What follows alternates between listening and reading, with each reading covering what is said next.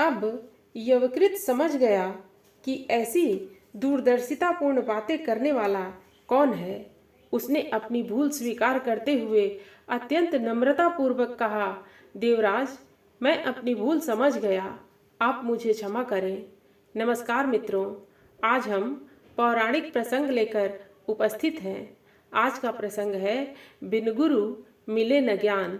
मित्रों, प्राचीन काल की बात है। तब महर्षि भारद्वाज पतित पावनी गंगा के तट पर एक आश्रम बनाकर भगवत भक्ति में लीन रहते थे। उनके आश्रम के समीप ही महर्षि रम्य का भी आश्रम था। दोनों के आश्रम समीप होने के कारण वे एक दूसरे के आश्रम में आते जाते रहते थे। इसी कारण दोनों में मित्रवत संबंध हो गए थे। दोनों एक दूसरे से विभिन्न विषयों पर आख्यान करते रहते थे। महर्षि रम्य के दो पुत्र थे, अरवावसु और परावसु। ये दोनों भी आगे चलकर अपने पिता के समान शास्त्रों के उच्च कोटि के विद्वान बने। भारद्वाज तपस्वी थे। अध्ययन अध्यापन में उनकी विशेष रुचि नहीं थी। शास्त्रों का ज्ञान न होने के कारण उनकी प्रसिद्धि भी महर्षि रम्य की अपेक्षा कम थी।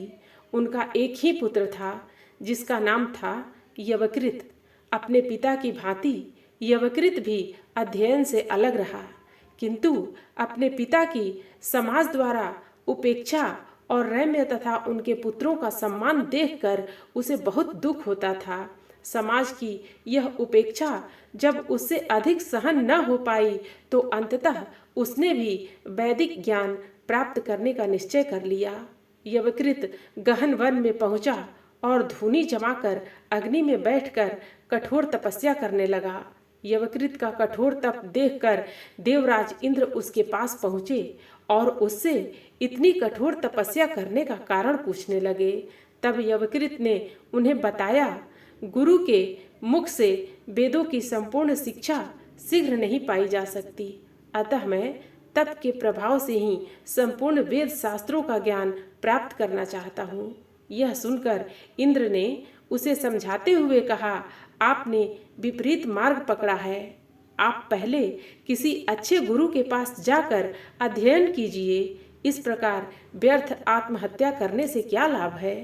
ऐसा कहकर इंद्र चले गए, लेकिन यवकृत ने तपस्या करनी नहीं छोड़ी। उसने और कठोर तप करना आरंभ कर दिया। इस पर इंद्र वहां पुनः पधारे और यवकृत से बोले, ब्राह्मण, आपका यह परिश्रम बुद्धिमतापूर्ण नहीं है।